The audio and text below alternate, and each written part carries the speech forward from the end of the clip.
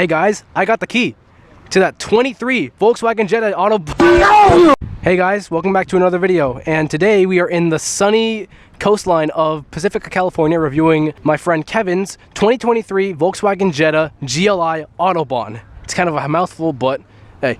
So I'll walk around this thing with you guys, tell you what it's like to own, what it's like to drive, and also tell you a little more about the event we're holding right now.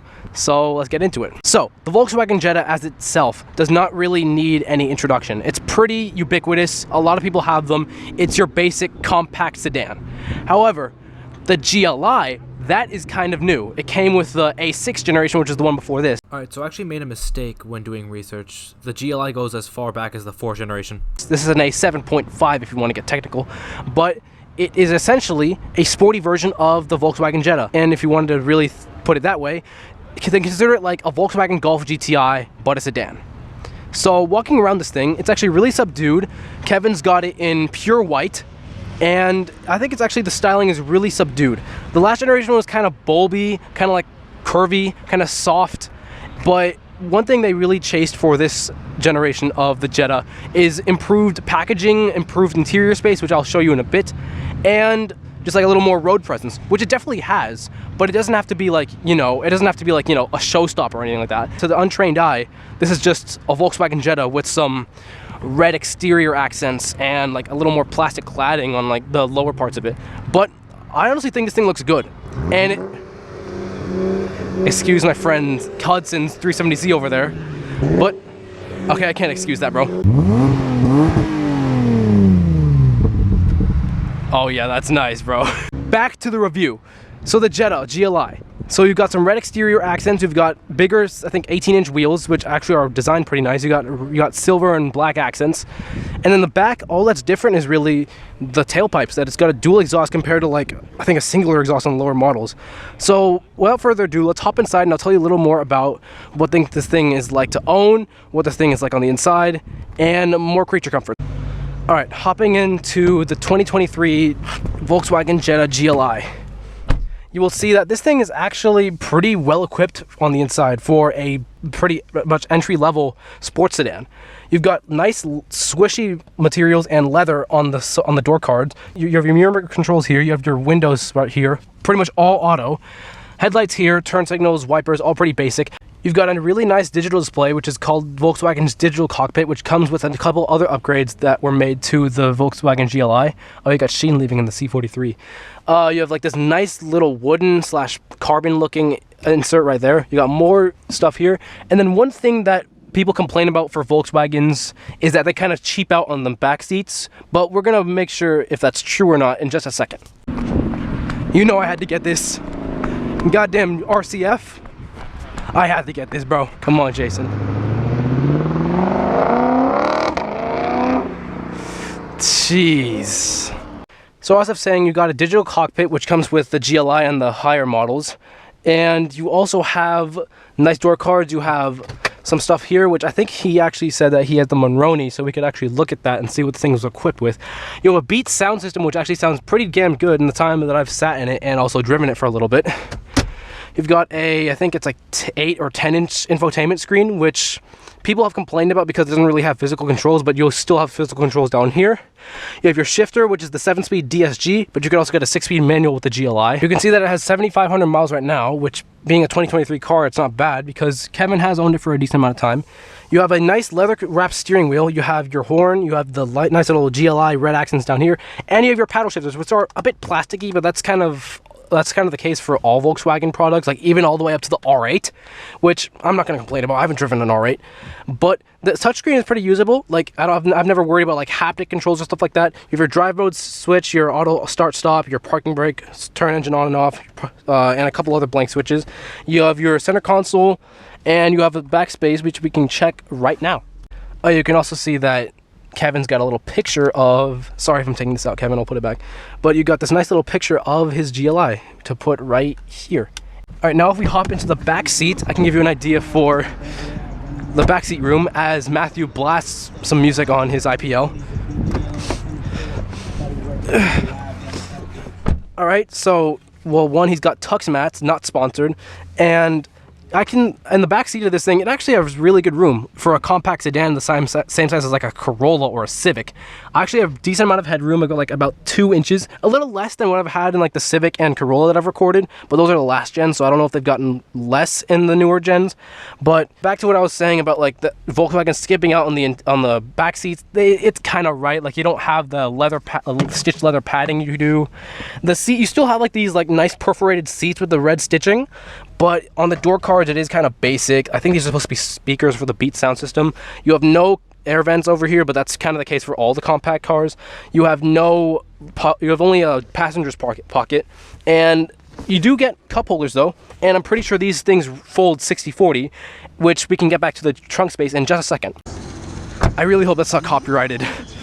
But going into the trunk space of the GLI, it's got a really damn good opening, and you've got a lot of Fast and Furious cars here, but that's besides the point. You've got a really cavernous space, you got a lot of space to push stuff back, and I was right, it is folding 60/40. And as for fuel, I'm pretty sure this thing takes 91 because it's a turbocharged 2-liter engine, and not most of them take 91. Oh, what's up, Kevin? You came just in time. Hopping back into the front seat, we can talk a little more about what this thing's been like for him to own and basically his history. So, what's up, Kevin? Just introduce yourself, I guess.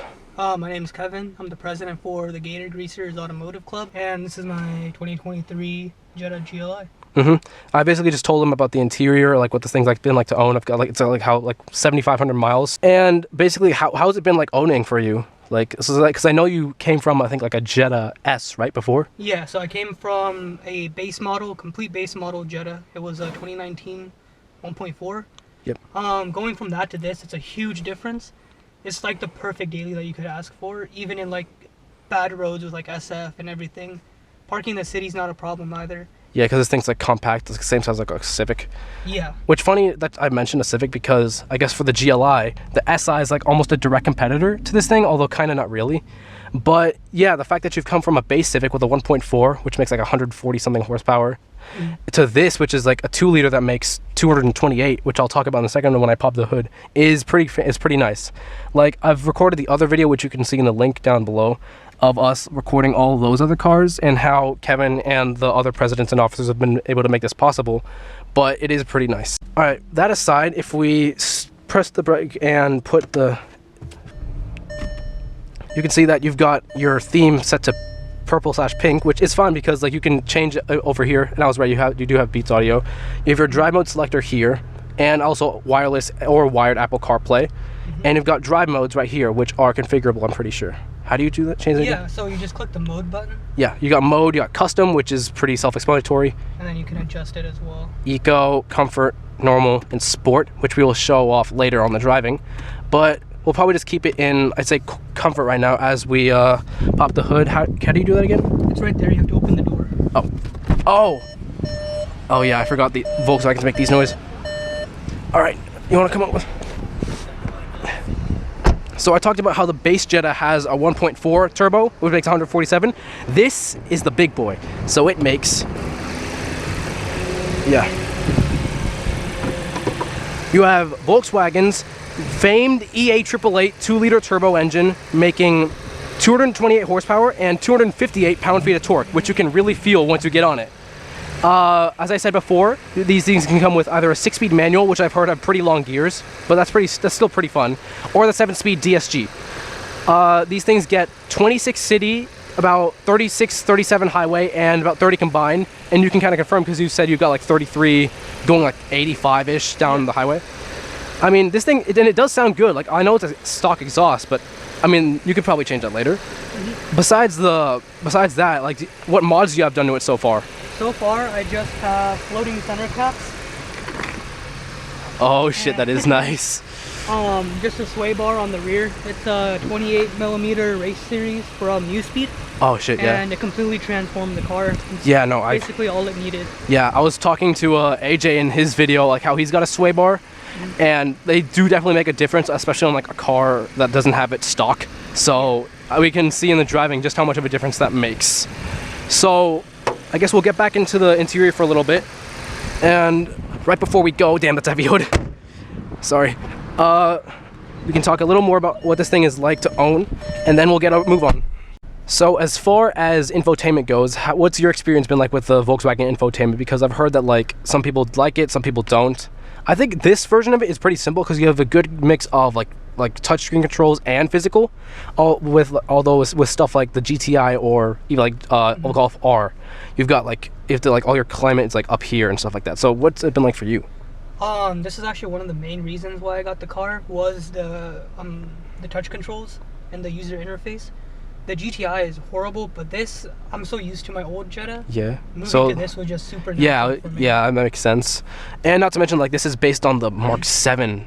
25. Yeah, so this, yeah, because like I was talking about how this is the A7 Jetta, but this is the facelift that came in 2022. The A7 itself came in like 2019, 2018, and it's still going, but this facelift actually came like 2 years ago. So it's still a new car. Like, this is probably the newest one that I've driven besides both that EQS and the GLE.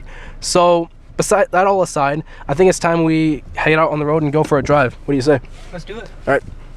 All right, so for the driving, we're taking our friend Tom with us, who's an international dude, but we might as well give him some experience. So I've already had my driving debut with y'all like what, 2 weeks ago, and that was pretty revolutionary. So let's get out and drive.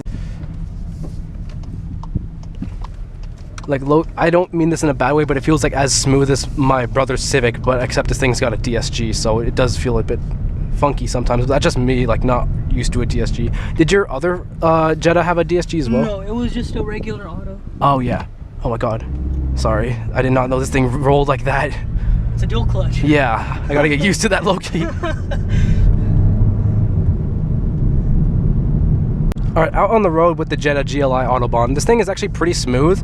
Like, I don't mean this in a bad way, but it actually feels like my Civic, or my brother's Civic, in terms of smoothness. It is a bit more stiff, obviously, because it is more performance-oriented, but that's probably because this thing comes with adaptive dampers, and it also comes with I think it's a VLSD or something like that, but once we get on to like a little more open road, we can actually like put this thing through the ringer and see just what it's like at a little more tense. Damn, a nice Cayman. Yeah, it's the next one. Alright, bet. And I'll put it into sport, I guess. You see that it turns into S, and we can also change the drive mode to sport. Let's see what that changes. Up here? Mm-hmm. Alright.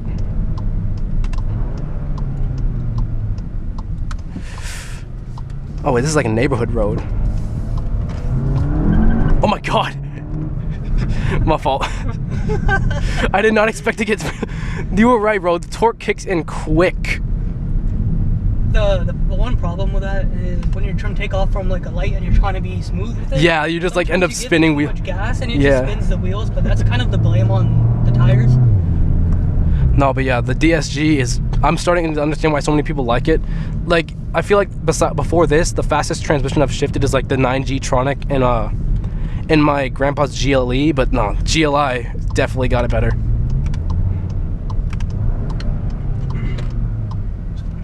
Alright, yeah. Alright. Oh my god, again! I think traction control kicked in. What the hell? Damn, what'd I even do?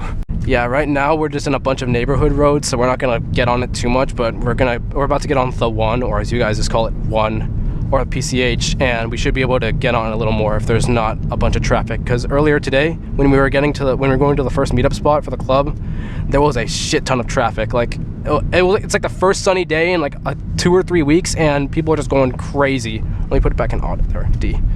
And I guess I can also put in eco since we're not really gonna push it, and we'll see just how chill this thing can get. Because I'm pretty sure that you can probably get like 40 mpg easily on the highway, right? Yeah. You're going about 70, 75. You can get anywhere from 35 to 40. Yeah, and with this amount of power, it's almost like no wonder so many people get GTIs. Oh, that's a nice charger. And an E55? Holy shit. I was here with Asher like a couple months ago, and we saw like 1 or 2 Mitsubishi like 3000 GTs. They were like kind of scrapped, but he was more talking about like the first gen CRV with like the B20, because he kind of wants to do a swap, but I don't know if he wants to do a swap in his Del Sol or like just a completely different CRV for a daily. No wait. Yeah, you're just gonna go straight. Oh Bro, you gotta be kidding. That's an R line, which is one of the other trim levels. You got like S, SE, SEL, R line, and a bunch of stuff like that. Bro, bro, get off my phone. This was it. This was like the dude who has 3000 GTs. I didn't know they still have them. I don't even know if any of them run. Considering they're 3000s, I would bet on the latter. MR2 as well. This place has a lot of nice cars.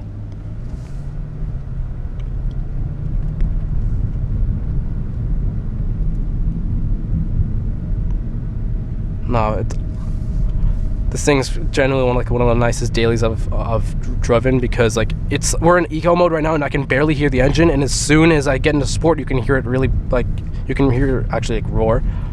I think you said you got rid of the active sound control, right? Yeah, I deleted the active sound control. Yeah, no, you don't even need it, bro. I can still hear this thing and all the pulls you've done in it. All right, we're finally out of that neighborhood section and we're about to get on the one, so I should probably put it back in sport, which is when the car locks in. And we'll show we'll show what kind of pickup this thing has. This van looks sus as hell. And they've got another one right there. This has got windows. Yeah. That one doesn't. Oh no. Oh hell no. Bro's transporting the next Temu factory workers. He's got their fresh shipment in. Or maybe the Kenyan site. Maybe. What if Temu's ordering their workers off of Alibaba? That's just virtual poaching taken to the next level, bro. Holy shit, in a Vora. All right, let's give it a little bit of.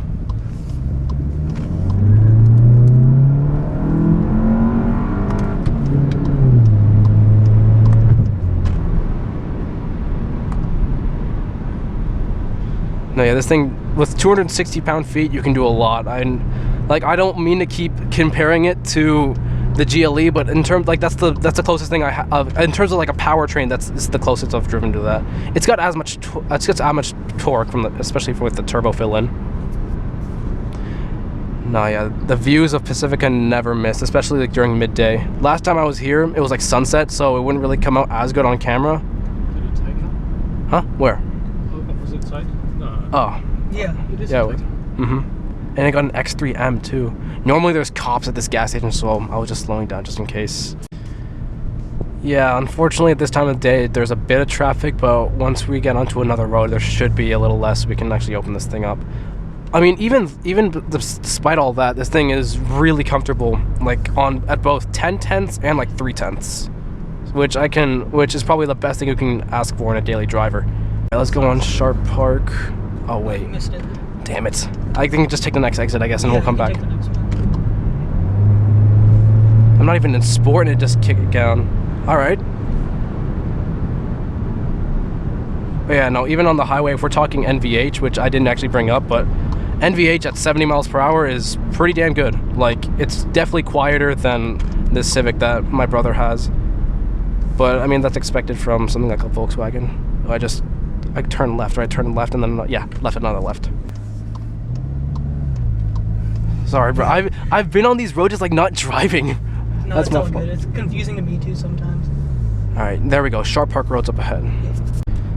Some of you may remember this being the road that we went on with AJ in the Solara video, so hopefully it's as clear as last time. It's got roughly as much power as it, to be honest. Let me pop it into the S.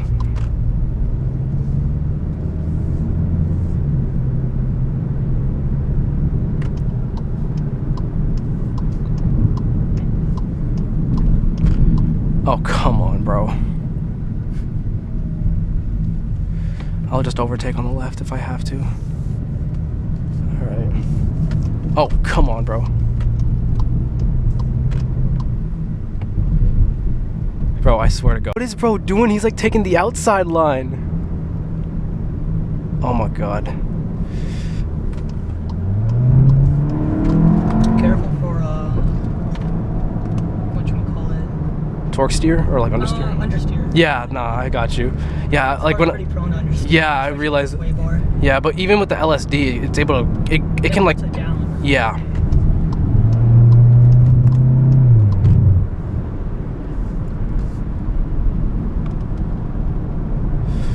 Okay, seems that my worst fear was right. This place is a bit crowded, but hopefully it's different going downhill. The rear sway bar definitely makes a difference. It feels really planted in the back. I have plenty of confidence, and these dudes are just crossing. I mean, they're not. I mean, I guess you can cross it. It's not really a lane, but still, bro. Come on.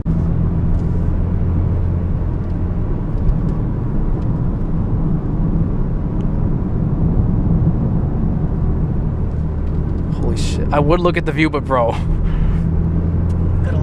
Yeah.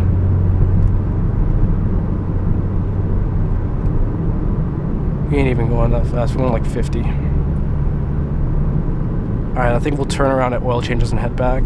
No, I like the DSG. Like, it's quick. I'm just not used to it. Like, I didn't realize it was gonna like fall back so much on hills. I think it's so like nice because it it's is, like yeah. instant. Yeah, no, it is definitely like my nicest transmission, like at the limit. You can make it.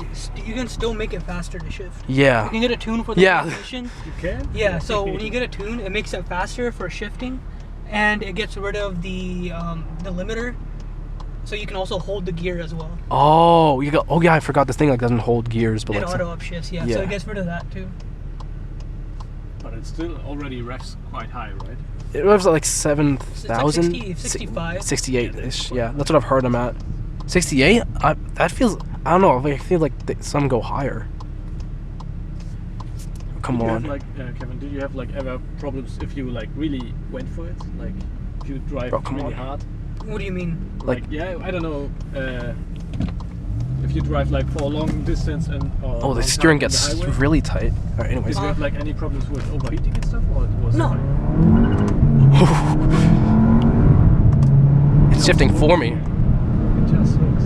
Yep. And back up to the speed limit. Yes, sir. Sorry, I'm not used to being passing. No, I get it. I felt the exact same way when I was with Musa.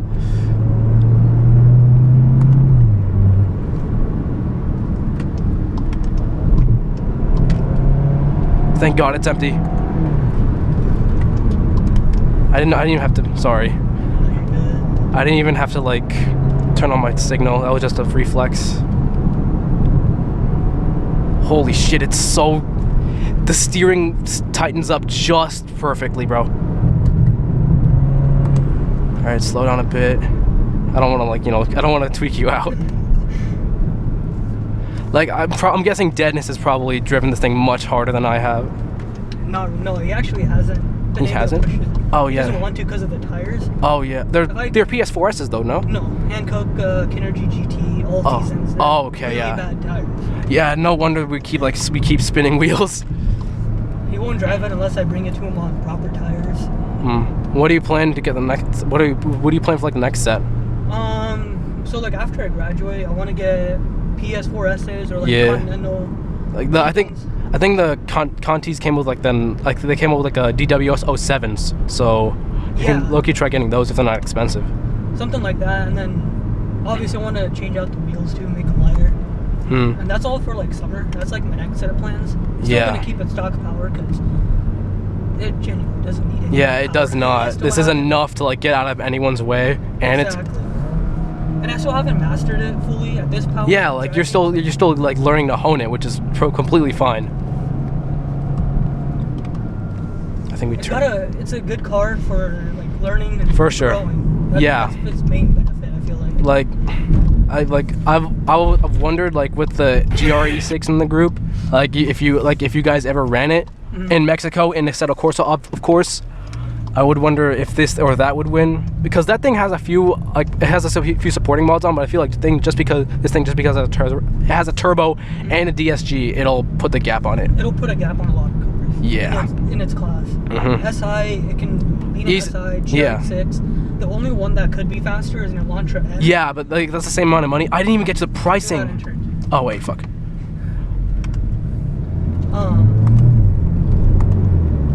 But yeah, I don't know, Elantra N, like for this, oh yeah, I forgot to get the pricing. The GLI starts at around 27, 28, if I'm pretty sure. 29 for the 40th anniversary. Yeah, and then the Autobahn starts at around 31,000. Oh, we're in another neighborhood road. I'll probably just, come on. Now. Oh my God. You weren't kidding about torque steer, bro. God damn. It's fun though. Like I felt it in the Civic. It's so crazy, even with like less power.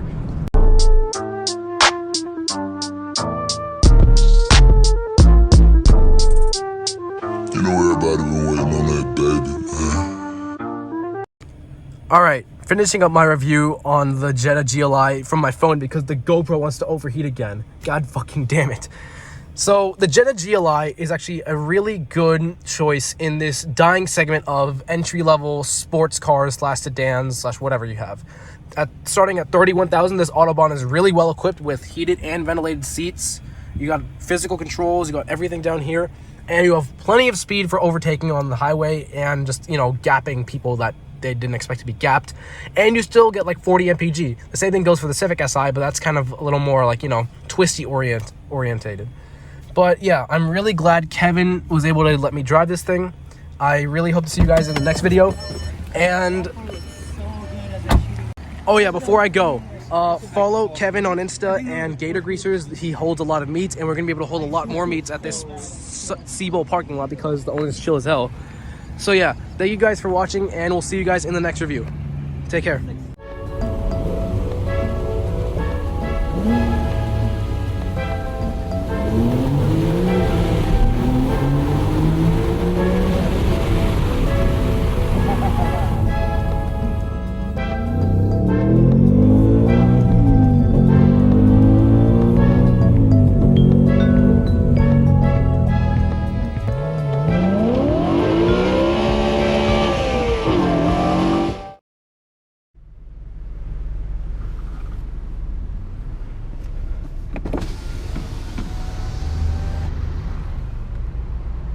Alright. Ready? Yep.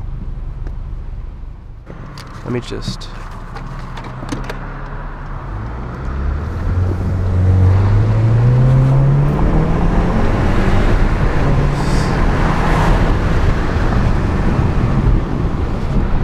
you really feel that 260 pound-feet.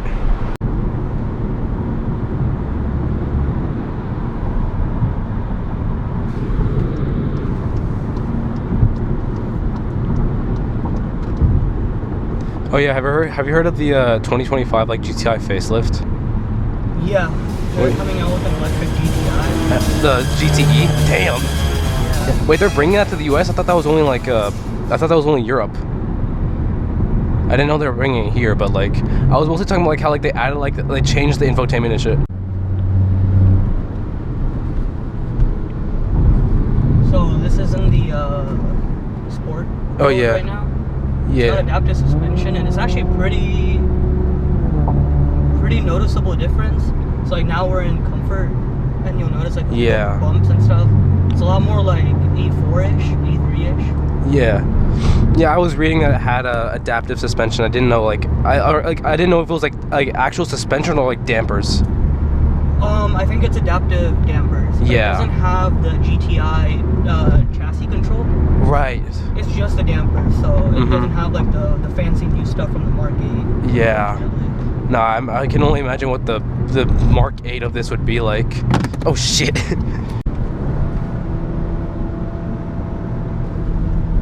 Bro, if this HRV can move. Yeah, no, I don't think I've recorded Pacifica at this time of day. The last time I went was with AJ, and I was at like sunset, but now it's like a much better view. It's so much nicer. Yep.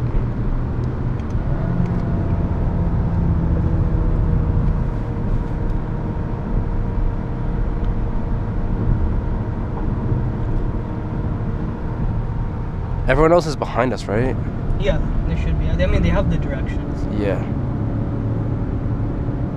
It's just us, Damien and Kyle. I don't even know where Kyle is. Kyle's like way up ahead.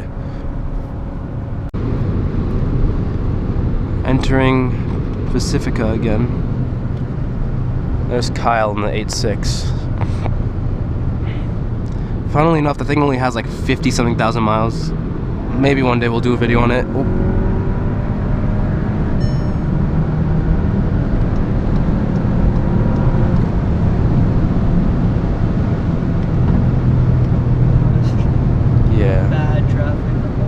Yeah, it's the middle of the day. I don't know.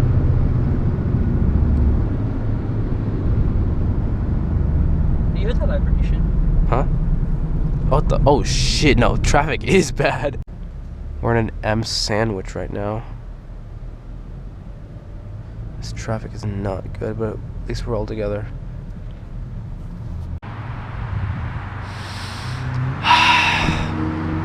Hey cousin, let's go bowling.